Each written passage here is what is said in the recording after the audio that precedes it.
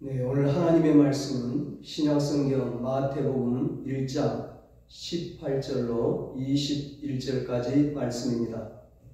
본문을 한번 읽고 말씀을 들으시면 감사하겠습니다. 이 시간 예배드리는 여러분에게 영육간에 하나님의 구원의 은총이 임하기를 주님의 이름으로 축복합니다. 오늘은 성탄의 달을 맞이해서 예수님 나를 죄에서 구원하기 위해 이 땅에 오셨습니다. 이런 제목으로 함께 은혜를 나누겠습니다. 전라남도 고흥에 가면 소록도라는 작은 섬이 있습니다. 거기에는 오래전부터 나병 환자들이 모여 살고 있습니다. 강제로 이주를 당한 거죠.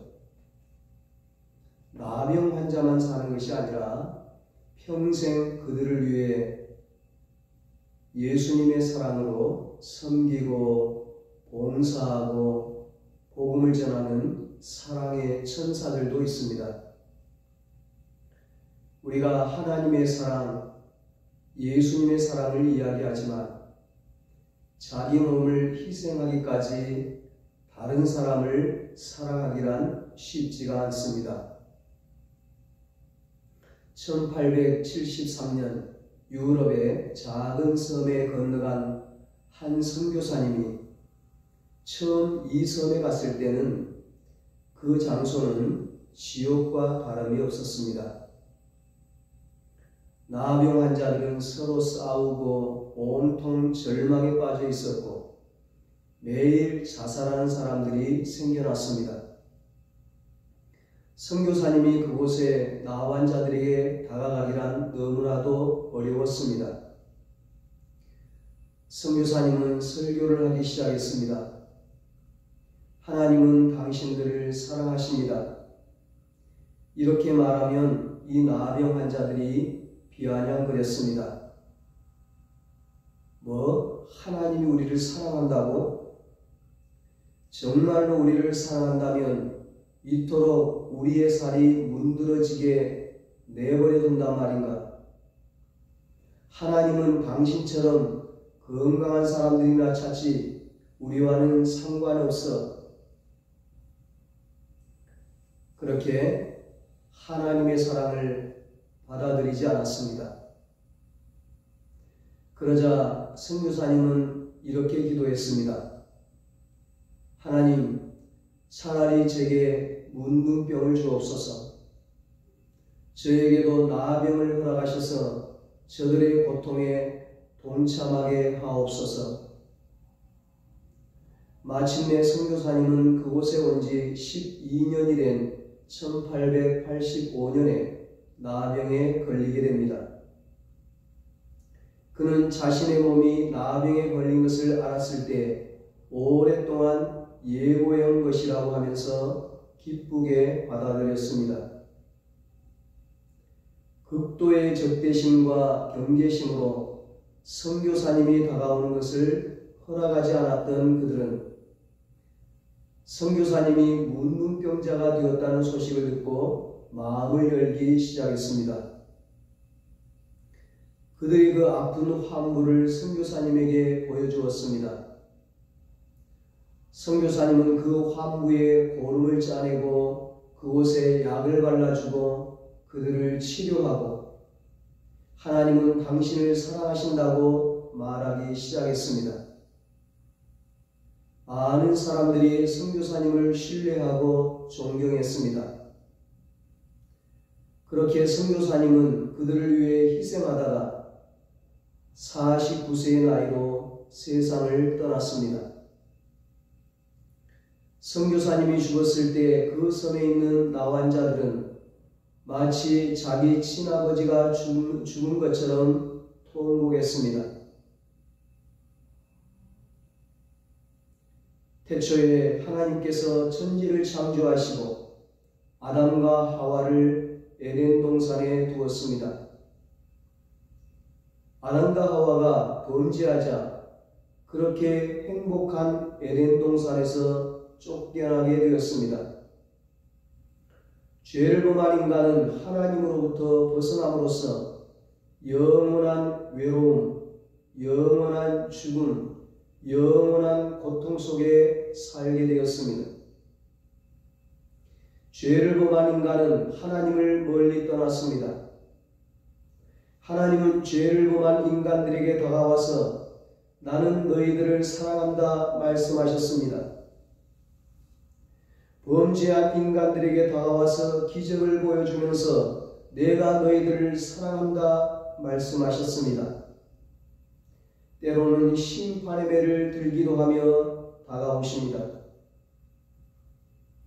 그러나 한번 하나님과 관계가 깨어진 사랑은 하나님을 두려워하고 하나님의 사랑을 받아들이지 않았습니다. 성자 하나님은 더 이상 기다릴 수 없어서 이제 사람이 되어 인간에게 다가오셨습니다. 만왕의 왕이신 하나님께서 천하고 천한 인간의 옷을 입고 이 땅에 오셨습니다. 신이신 하나님께서 우리를 너무 사랑하셔서 죄 많은 이 세상에 죄 많은 인간의 아기로 이 땅에 오신 것입니다. 구약에서는 하나님을 본 자가 없다고 기록하고 있습니다. 하나님을 보면 사람이 죽는다고 기록되어 있습니다. 그런데 성자 하나님이 인간의 몸을 입고 이 땅에 친히 내려오셔서 하나님을 보게 해주신 것입니다. 말씀이 육신이 되어 우리 가운데 거하심에 우리가 그의 영광을 보니 아버지의 독생자의 영광이요 은혜와 진리가 충만하더라. 요한복음 1장 14절에 말씀합니다.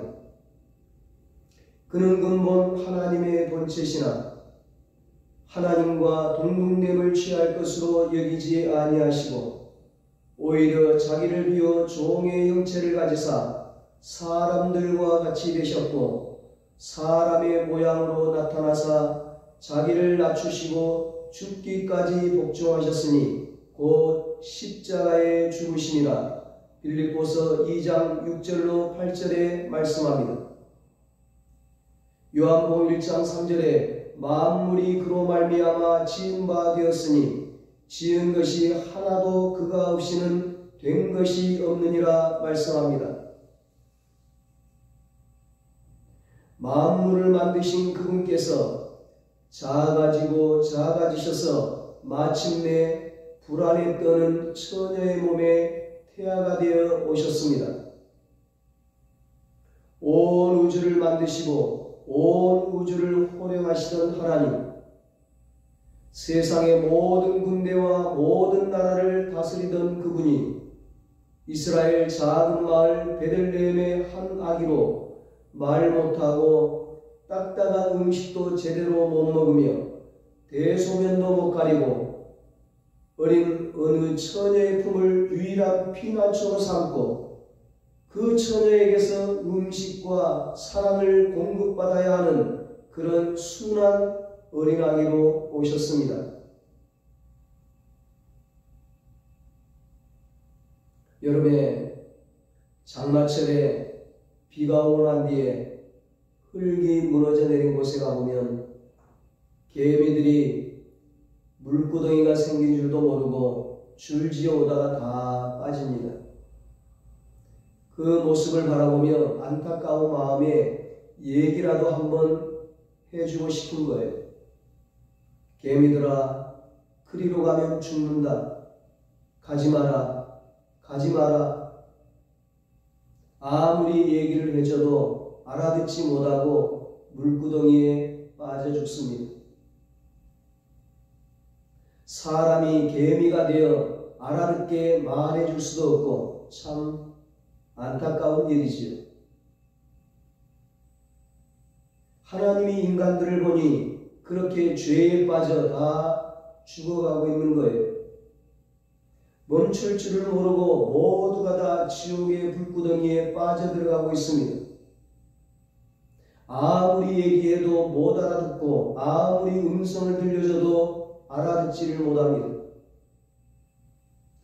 그래서 드디어 인간이 되어서 우리가 알아들을 수 있도록 말을 하기 시작하셨던 것입니다.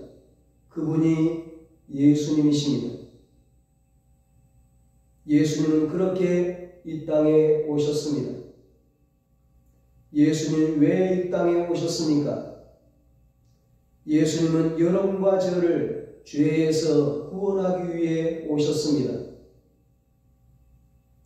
본문 21절입니다. 아들을 낳으리니 이름을 예수라 하라. 이는 그가 자기 백성을 그들의 죄에서 구원할 자이시니라 하니라. 아멘.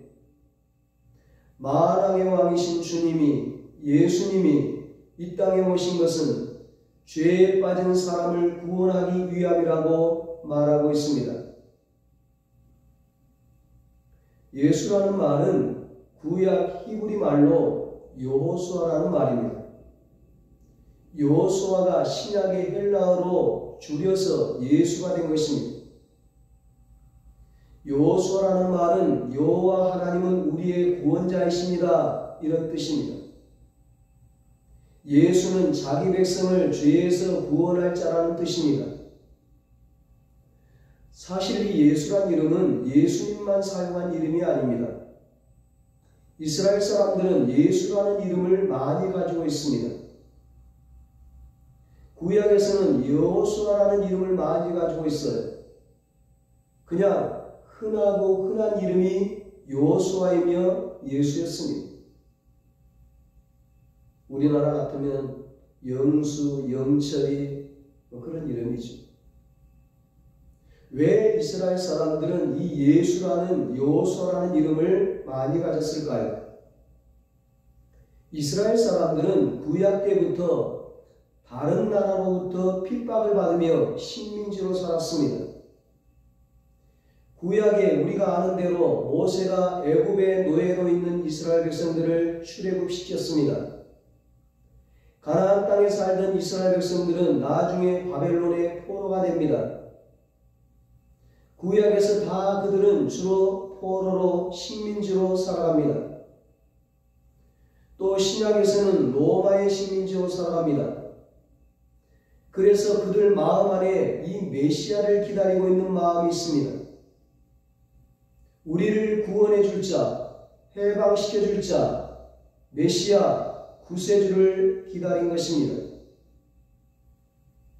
그래서 혹시 자기 아들이 그 메시아가 될지 모른다고 해서 이름을 예수라 짓는 것입니다. 바로 우리를 구원할 자, 그 여호수아, 예수가 되라. 그래서 아들이 태어나면 이름을 예수로 많이 지었습니다. 이스라엘 사람들이 기대하고 고대하고 기다리던 그 예수가 정말 태어난 것입니다. 진짜 예수가 오신다는 것입니다. 마리아의 남편 요셉은 천사를 통해 자기 아들의 이름이 예수라고 불려질 때 심장이 멎는 것만 같았습니다. 이스라엘 전 민족이 기다렸던, 아니 온 세계, 온 우주가 기다렸던 구세주 메시아, 그 예수가 바로 자기 아들이었던 것입니다. 얼마나 두근거렸을까요? 얼마나 마음이 뛰었을까요? 그 두근두근거리는 심정으로, 요셉의 심정으로 천사가 들려주는 그 말씀을 우리 다시 한번 들어보실까요? 아들을 낳으리니 이름을 예수라 하라. 이는 그가 자기 백성을 그들의 죄에서 구원할 자이시니라 하니라. 아멘.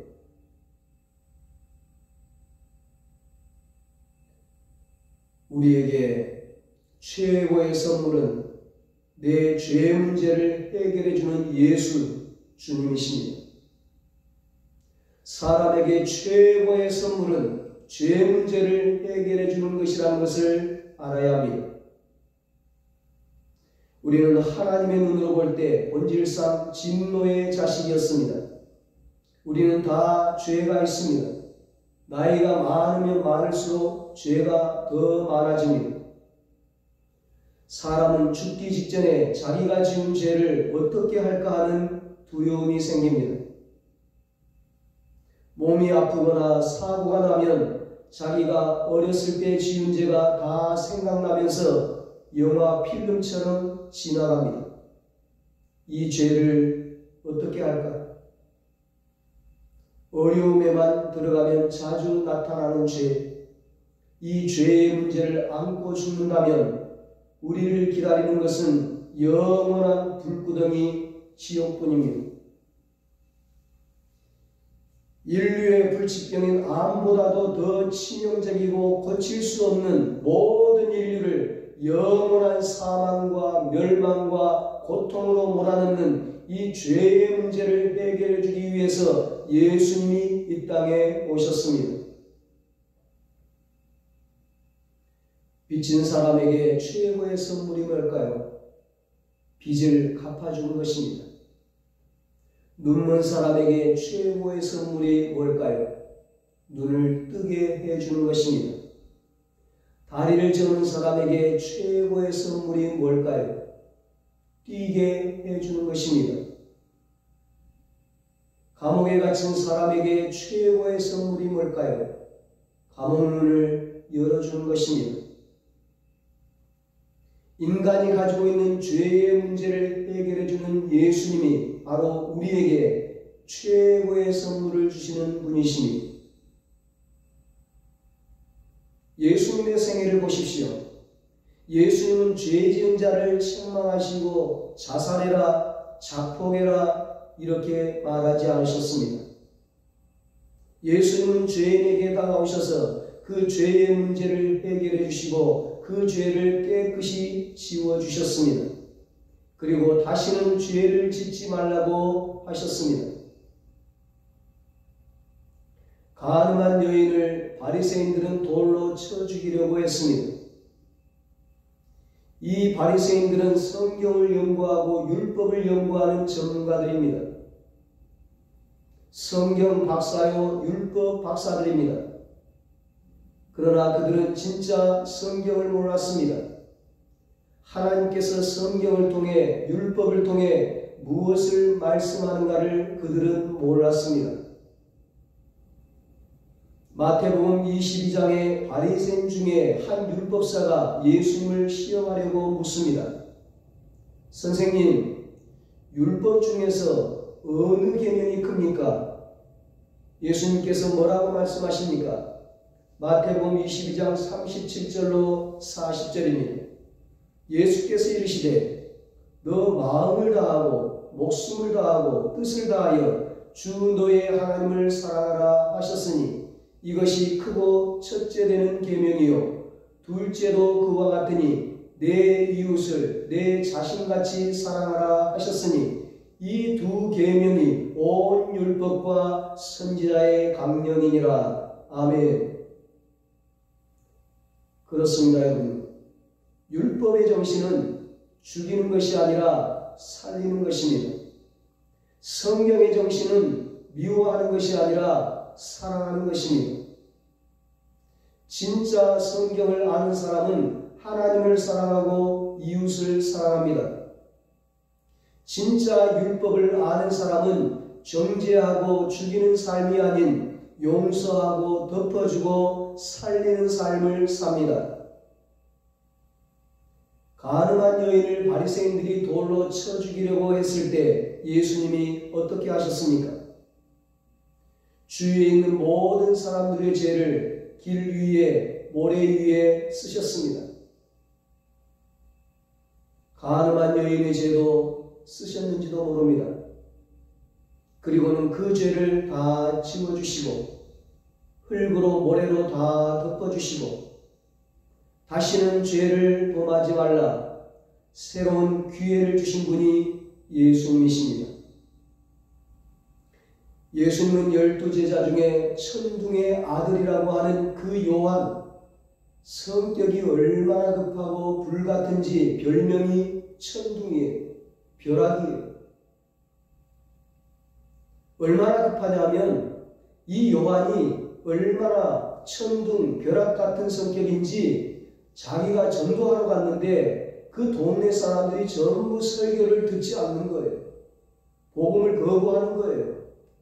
그래서 예수님께 와서 예수님 분합니다. 화가 납니다. 빨리 천둥을 쳐서 벼락을 쳐서 저 마을을 다 불태워버리세요. 없애버리세요. 야, 참 성격이 불같은 사람이에요. 한성질하는 사람이에요. 이런 사람과 같이 예수님이 사역을 한 거예요. 얼마나 힘들겠어요. 그런데 이런 요한을 예수님은 사랑의 사람으로 바꾸어 주셨습니다. 예수님을 통해 하나님의 사랑, 예수님의 사랑을 깨달은 거예요. 그래서 사랑의 사도가 됩니다. 사도 요한이 기록한 요한복음, 요한 1, 2, 3서, 요한 계시록을 보면 온통 사랑의 말씀으로 가득 차 있습니다. 대표적인 말씀이 우리가 잘 아는 요한복음 3장 16절 말씀이죠. 하나님이 세상을 빛처럼 사랑하사 독생자를 주셨으니 이는 그를 믿는 자마다 멸망하지 않고 영생을 얻게 하려 하시니라. 아멘. 예수님께서 천둥의 아들, 벼락의 아들을 사랑의 아들로 바꾸어 주셨습니다. 로마의 앞잡이로 유대인들의 돈을 갈취하고 악랄하게 지독하게 구두쇠로 살았던 세리에게 예수님이 오셔서 세리의 죄를 다 용서해 주심으로 이 세리가 베푸는 자로, 섬기는 자로 변화되고 말았습니다. 예수님 십자가의 오른편 강도 살인을 하고 사람을 죽였던 그가 예수님께 구원해달라고 외쳤을 때 그를 용서하고 낙원에 이르게 하셨습니다. 예수님은 예수님을 3번이나 부인했던 베드로의 죄를 다 지워주시고 다시 사명을 주셨습니다. 예수님은 예수님을 믿는 사람들을 핍박하고 교회를 핍박하던 사울의 죄를 다 지워주시고 사명자로 부르셨습니다. 위대한 전도자 바울로 그를 사용하셨습니다.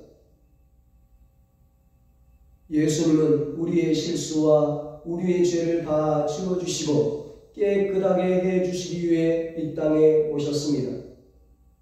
우리를 죄에서 구원하여 천국 백성 삼아주시기 위해 이 땅에 오셨습니다. 지은 죄 때문에 후회하는 분이 있습니까? 실패한 실수 때문에 후회하는 분이 있습니까? 예수님은 그 죄, 그 후회를 위하여 이 땅에 오셨습니다. 그리고 그 죄를 다 지워주십니다. 새롭게 하여 주십니다. 예수님은 우리 모든 죄를 십자가에 짊어지고 다 해결해 주셨습니다. 선교사님이 섬에 사는 나환자에게 다가가서 나환자가 되어 죽은 것 그 이상의 엄청난 사랑, 그것이 십자가의 사랑입니다. 그것이 예수님의 사랑이요 우리 하나님 아버지의 사랑입니다. 하나님이 사람이 되어 인간의 모든 죄를 대신해서 죄인이 되어 벌거벗은 채로 십자가에 죽으신 것은 이 세상의 그 어떤 것과도 비교할 수 없는 최고의 사랑인 것입니다. 이런 사랑은 세상에 존재하지 않습니다. 여러분과 저를 향한 하나님의 사랑은 평범하지 않습니다. 특별한 사랑입니다. 최고의 사랑입니다. 완전한 사랑입니다. 영원한 사랑입니다. 이 사랑을 받아들이면 누구든지 죄 용서받고 구원을 얻습니다. 이 사랑을 받아들이면 누구든지 하나님의 자녀가 되고 천국 백성이 됩니다. 성탄의 계절에 이 최고의 사랑을, 주님의 최고의 사랑, 하나님의 최고의 사랑을 선물로 받으시는 여러분과 저가 되시기를 예수님의 이름으로 축원합니다. 기도하겠습니다. 사랑의 하나님 아버지, 하나님 아버지께서 세상을 이처럼 사랑하사 우리를 이처럼 사랑하사 독생자 예수님을 보내주시고 십자가에서 우리의 모든 죄를 용서해 주시고 우리를 구원해 주시니 감사합니다. 우리를 하나님의 자녀 천국 백성으로 삼아주시니 감사합니다. 우리 은성교회 가족들, 일가 친척들, 우리의 모든 이웃들이 하나님의 최고의 사랑을 받아들여서 모두가 구원받고 천국의 영생 복락을 누리게 하여 주시옵소서. 이제는 우리 주 예수 그리스도의 무한하신 은혜와 하나님 아버지의 사랑하심과 성령님의 위로하시고 교통하심이 하나님의 최고의 사랑을 선물로 받아 천국의 영생 복락을 누리기로 다짐하는 사랑하는 모든 성도들과 저들의 가정과 자녀들과 사업과 직장 위에 이제로부터 영원토록 함께 있을지어다. 아멘.